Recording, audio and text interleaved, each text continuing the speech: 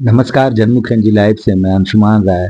शिक्षक और छात्र का रिश्ता सिर्फ किताबों और क्लासरूम तक सीमित नहीं है, बल्कि ये जीवन भर की सीख और मार्गदर्शन का प्रतीक है। शिक्षक दिवस पर आज हम कुछ शिक्षकों से जानने की कोशिश करते हैं कि शिक्षक छात्र संबंधों को और बेहतर करने के लिए वे क्या संदेश देना चाहेंगे। पहले के ज़माने और आज के ज़माने में बहुत सारे परिवर्तन देखने को मिलता है और हमारे सामने एक प्रश्न भी खड़ा होता है कि छात्र और शिक्षकों के बीच का संबंध कैसा होता जा रहा है। ज़रूर यदि हम आज के परिवेश में देखेंगे तो कहीं ना कहीं इसमें कमियां हमें झलकती हैं। हर वक्त हम परिवर्तित होते रहते हैं, हमारे सामने बहुत सारी चीज़ें परिवर्तित होती हैं और विशेष करके हमारी नई पीढ़ी जो परिवर्तनशील है, बहुत सारे चेंजेस आए हैं।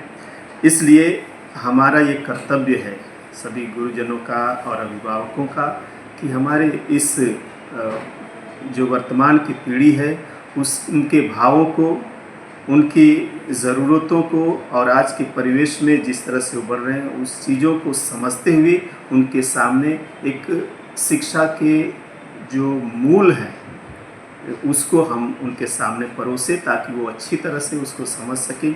यदि हम हमारे बच्चों को ही, हमारे आने वाले पीढ़ी को या इस वर्तमान की पीढ़ी को ही कोसते रहेंगे तो शायद हम उसे संवार नहीं पाएंगे। इसलिए यह संदेश देना ज़रूरी है कि हम सब, विशेष करके शिक्षक शिक्षिकाएँ और अभिभावक, उनके भावनाओं को समझते हुए उनके सामने एक शिक्षा के अच्छे उदाहरण प्रस्तुत करते हुए आगे बढ़ने में उनको मदद करें। उनकी कमियों कमज़ोरियों को नज़रअंदाज करते हुए उनकी भावों को विशेष करके हमें समझने की ज़रूरत है। बच्चे का और शिक्षक का रिलेशंस कैसा होना चाहिए? एक प्ले ग्रुप में एक बच्चे का अपने टीचर से ऐसा रिलेशन होना चाहिए कि बच्चा अपने फैमिली मेम्बर्स की तरह फील करे और वो सीखे भी और उसका बचपन भी ना जाए। हम स्कूल और कॉलेजेस में बिहेवियर मैनर्स पे वर्क नहीं करते हैं।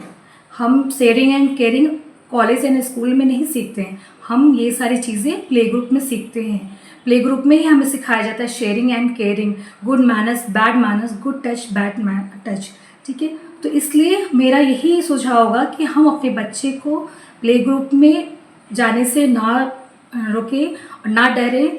हम ABCD उसको घर में पढ़ा सकते हैं, 1 to घर में पढ़ा सकते हैं, लेकिन हम उसके पीयर ग्रुप को नहीं दे सकते हैं और हम उनके बिहेवियर पे वर्क नहीं कर सकते हैं। हम बिहेवियर वर्क करेंगे बट हम उन्हें एक लेक्चर दे सकते हैं। वो बच्चा 2 साल का, 3 साल का बच्चा लेक्चर्स नहीं समझता है। वो समझेगा क्या? एक्टिविटीज़ के थ्रू।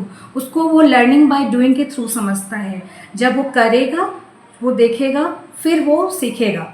छात्र और शिक्षक के बीच आज के माहौल में इस प्रकार का संबंध बन रहा है कि जैसे लग ही नहीं रहा है कि हमारी गुरुकुल परंपरा या एक जो प्राचीन समय में जैसे छात्र और शिक्षक के बीच संबंध था वो क्यों लुप्त होता जा रहा है। इसके पीछे का मुख्य कारण यह है कि हमारे तीनों जो फैक्टर हैं, जो शिक्षा और शिक्षक के बीच का संबंध है, माता पिता यानी अभिभावक, छात्र और शिक्षक, तीनों के बीच में एक ट्रायंगुलर रिलेशन होता है और तीनों ही फैक्टर जब तक अपने अपने भूमिका को महत्वपूर्ण ढंग से, प्रभावी ढंग से उसको अपने दायित्वों का निर्वहन नहीं करेंगे तब तक यह संबंध बेहतर नहीं हो सकता है। एक फैक्टर दूसरे फैक्टर के ऊपर आश्रित है, तो संबंध को बेहतर बनाने के लिए ज़रूरी है कि तीनों के बीच, तीनों फैक्टर यानी शिक्षक, छात्र और अभिभावक के बीच एक अच्छी समन्वय स्थापित होना चाहिए और तीनों ही अपनी अपनी भूमिका को निर्वहन करें।